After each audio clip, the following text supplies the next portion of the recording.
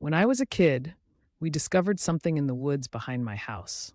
Growing up, my best friend was my older brother, Anthony. In most cases, sibling rivalries start young and grow more frequent with each passing year. My friends at school would always complain about their siblings, but I could never relate to that sentiment. Anthony and I would have the occasional spat, but more of the time we got along perfectly fine. And as time went on, our bond only got stronger, but we probably have our closeness in age to thank for that. Anthony and I did everything together. We shared clothes and toys. We had all the same friends. We even at one point shared a toothbrush until our parents informed us how that was unsanitary. But you get my point. We were the best of friends. And I think our closeness was the reason he went missing. Over the summer, Anthony and I would be out of the house from the crack of dawn, right up until the sun was gracing the western horizon with its presence. We would spend days on end down at the lake swimming or go exploring the rock quarry, pretending that we were treasure hunters. But our favorite pastime was exploring the woods behind our house. The woods were vast, stretching for miles in either direction. Our goal for the summer between our fifth and sixth grade year was to explore and map out the entirety of the woods. It was an ambitious goal, and I think even if we were given the entire school year to do so, we would fall flat. We did have some help, though. Our friend Tommy lived directly across the woods from our house. Our backyards weren't fenced in, and since they faced each other, it was very common for Tommy to show up on our porch asking to play, and vice versa. On the days that Tommy wasn't visiting his grandma or doing yard work, he was in the woods with us, exploring. One day, around 7 o'clock in the evening, Tommy came knocking on our back door. It was a family dinner night, and we were watching Jeopardy with our parents. Tommy invited himself in, breathing heavily, as if he had just run a cross-country race. "Guys," he shouted, "you gotta come see this." "What is it?" I asked with interest, both Anthony's and mine. "It's a surprise. I found something cool in the woods." We turned at our parents, silently asking them permission to go. But then my mother agreed. "Okay," she said, "just don't be gone too long, and have fun." With that, we set off. We rushed to deposit our dishes in the sink, barely taking the time to properly scrub them off before bolting out the door. Tommy was walking now, still trying to catch his breath. "Come on, Tommy, tell us what it is," Anthony pleaded. "Nuh-uh. Like I said, it's a surprise." He twinkled his fingers at us, and we all giggled.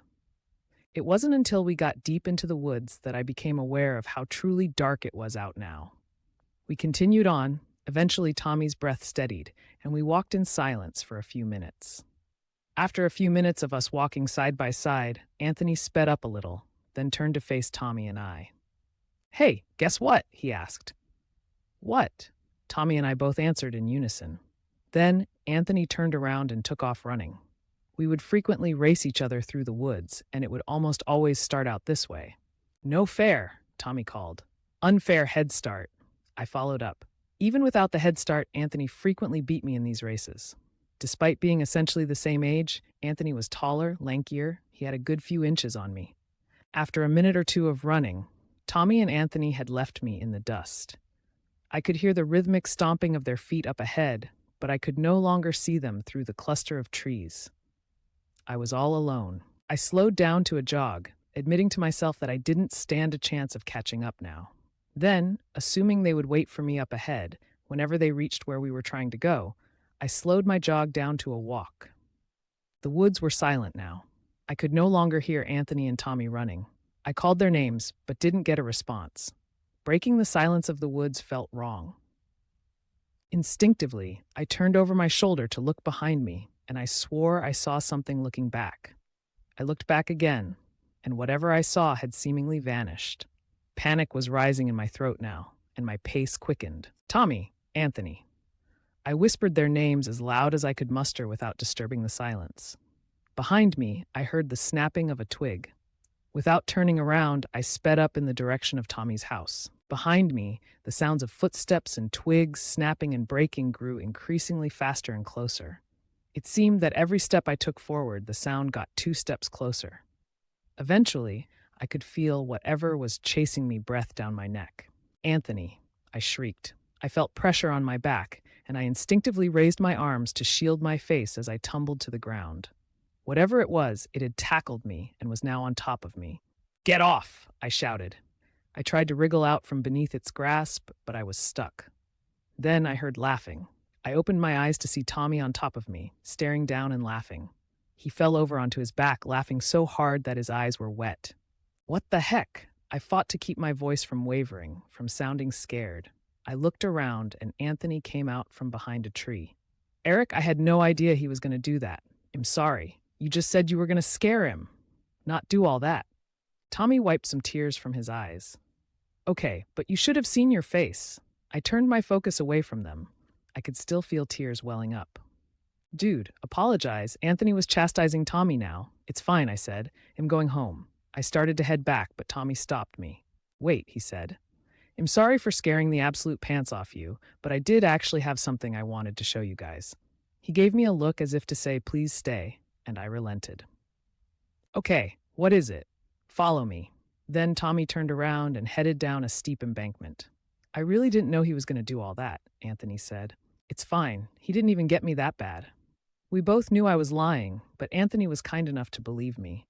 You sure you're okay, though? He gestured to my elbow. You're bleeding. I looked down and noticed my left elbow was scraped, blood pooling up and dropping onto my shoes. In all the adrenaline, I must not have felt it. It's fine. Mom's going to be mad, though. We followed Tommy down the embankment. Behold, Tommy shouted when we got to the bottom. He stuck his arms out in a Tata gesture. Anthony and I were both confused. It's a bush, I said. No, it's what's behind the bush. Tommy parted some branches and stepped through, casually disappearing from sight. Without a second thought, Anthony and I passed through together. As soon as we came out the other side, the smell got 10 times worse. There was a buzzing of flies, constantly droning in my ears and burrowing its way into my brain. Out of instinct, I placed my arm over my mouth and nose. God, it reeks, Anthony said. That was when I saw it. About 15 yards away lay a dead deer. But the deer wasn't just dead, it was eviscerated. The deer had been torn in half, the back half laying some 20 feet behind the front.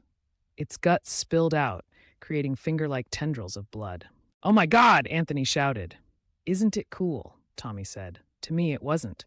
I thought that if there was something in these woods strong enough to do this, what would it do to us? Guys, maybe we should head back home. What's wrong, Eric? Are you scared? Tommy mocked. Stop it, Tommy. Anthony approached the deer slowly. Tommy poked it with a long stick. Anthony did the same. A giant rush of wind blew through at once, blowing the stench directly into my face. What do you think killed it? Anthony asked. I don't know, probably a bear, Tommy answered. No, I said. Mom says there are no bears in these woods. We stayed a few minutes longer. Tommy and Anthony discussed all the horrible fates that might have befallen the creature. I sat idly by, drawing stick figures in the dirt. Eventually, I convinced them it was getting dark and we should start heading back. We opted to walk Tommy to his house first, since he lived just a few minutes from where he found the deer. As we climbed the slope back to the top, I looked over my shoulder just one last time. I don't know if it was too dark or if my eyes were playing tricks on me, but the deer was gone. Before I had time to process, Anthony and Tommy were already yards ahead of me. I turned back around and jogged to catch up. If you guys want, my mom could probably give you a ride home, Tommy offered. No, it's fine, Anthony said, unless Eric wants one. I stated that I was fine to walk, and that was that.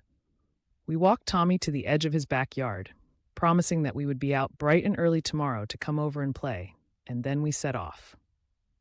It would be years before I spoke to Tommy again. On the walk home, it was almost pitch black, and we were walking by what little moonlight was able to shine through the canopy above. It's cold, Anthony said. I agreed. Then he followed it up with, you know what will warm us up?